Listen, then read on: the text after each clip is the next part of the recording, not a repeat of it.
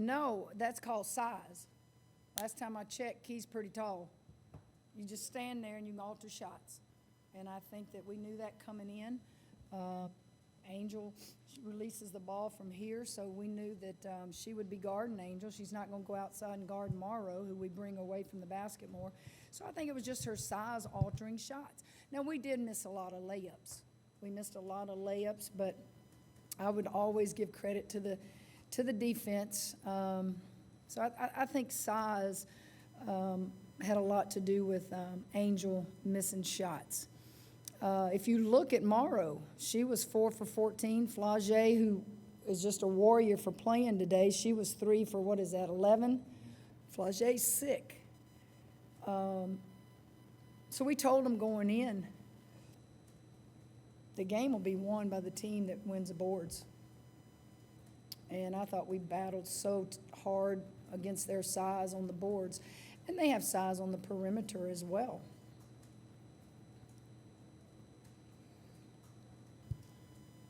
Coach, what did Haley's shot making overall, what did that mean to y'all, and how important was it in order to get the win?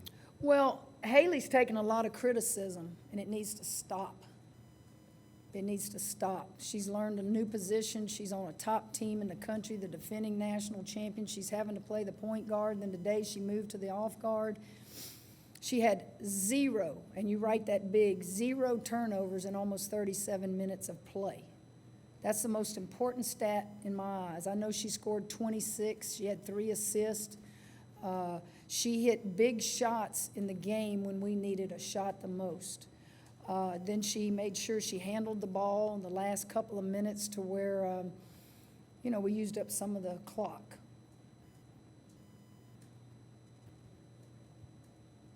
What do you think the game today meant to her, given the criticism that she has faced, like you said? It's probably not going to affect her one way or the other. She's a baller. She knows the only people that matter to her are the ones that coach her and the ones that love her.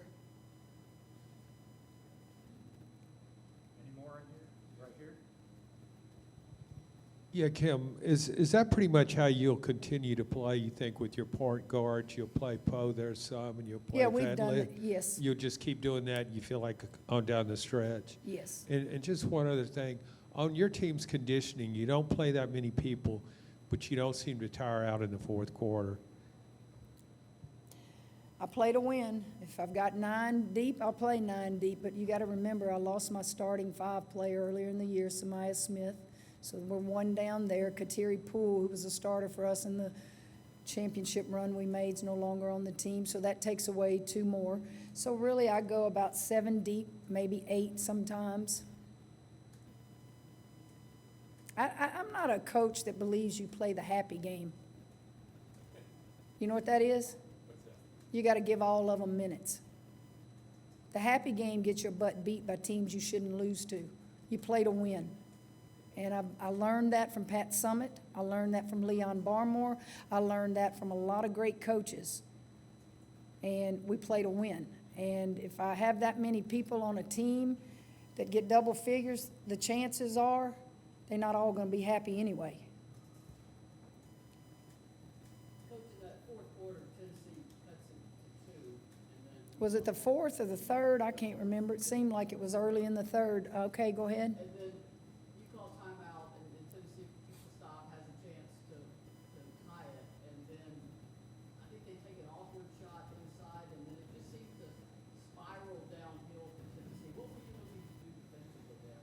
Make defensive stops, give them 1 shot, keep rebounding the ball, and we need to get better production on the offensive end. We need to execute. In the 3rd, we lost our composure a little bit, but Tennessee made us lose our composure. So I don't want to take anything away from what they did. When you're down, you play just a little bit harder and a little bit more aggressive, and you try to disrupt things. And I thought they did that in the 3rd quarter. They went to some zone, and we didn't get the ball in the right hands of people that needed to touch it. And then we got on a run there, in the 4th quarter where we got some transition buckets, some free throws. Haley hit some shots. It wasn't anything magical that I told them. It's just keep grinding, keep grinding. Good things are going to happen for you if you play defense and rebound the ball. Got time for one more in here, and then we'll move to Zoom, finish it off there. It felt like when this game Tell got me who you are. Cora Hall, Knox News Oh, Sentinel. Cora, and finally, nice to meet you. Nice to meet you, AP voter, right? Yes. It felt like when this game got close in the end, it felt like it came down to guard play. You know, obviously Haley was scoring, but just her decision making too. Just from your point of view, how do you feel like the guard play down the stretch, changed this game?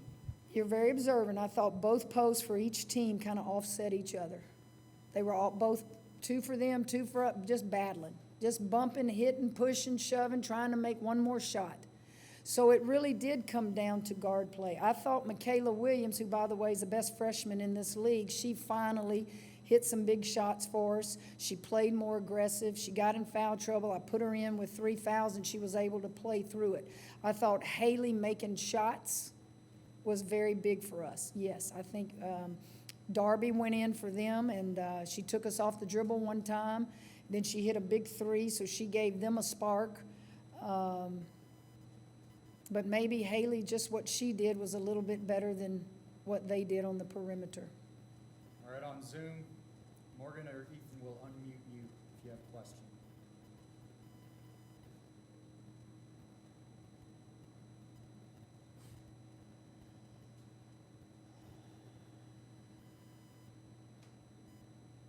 Hi, Kim.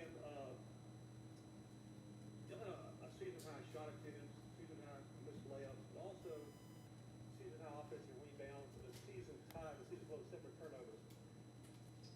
And since this is like their third game in like 7 or 8 days, how does this team, I guess, battle through that wall of fatigue? When the Wings down to 1 in the fourth quarter, you're on the road, and things are not going well. I mean, what do you think is turning it around, or I think the character of your team to kind of suck it up at that point? I think it starts with leadership in a huddle. I think it starts with calmness by the coaches. Now, I want energetic coaches. I never wanted to play for a passive coach. Pump me up. So I think coaches do a really good job of making them get that sourpuss look off your face. Everybody's going to make a run. We're on the road. Flage, we didn't even know she was going to play. We got 45 minutes. There's so many things I could tell you. We just played 3 games in 7 days. I could give you at least 6 reasons that we could have lost that game today. But you don't even go there. You just tell them we still have the lead, people. At the end of the third quarter, we were up 3. Let's go ball. This is what you want. This will make us better.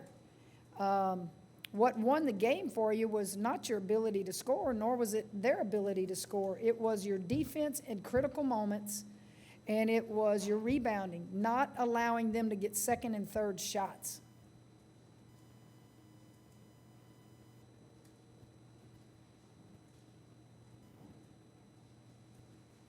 Hey, Kim, you mentioned Flage, you weren't sure if she was going to play. Did she talk you into letting her play? Was there any discussion? Did she need an ID or anything like that? What was her status like going into the games? She did not practice. She got on the plane yesterday morning. We left at 8.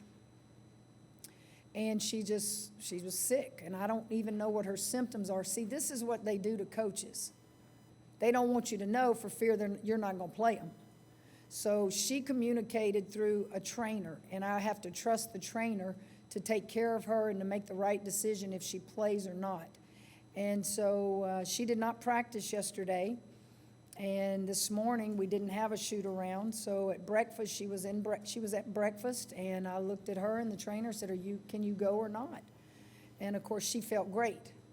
So you know how those greats are when you're a baller. You don't want a coach to know you really don't feel good.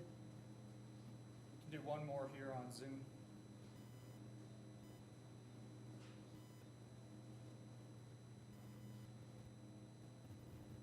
Hey, Coach, Matthew Broom here. Just y'all's defense on Spear and Powell, they combined to go 5 and 29. Just can you talk about y'all's defense on the perimeter and leading from the guards? I thought it was so much better than in some of the games that we lost. In some of the games that we lost, I didn't think our perimeter defense was solid. And I thought today, while we lost them some on dribble penetration, I just thought that we didn't let them dribble penetrate too much to break us down defensively. We wanted to make them shoot the three ball, but be close enough and respect them enough that they don't just get a wide open three.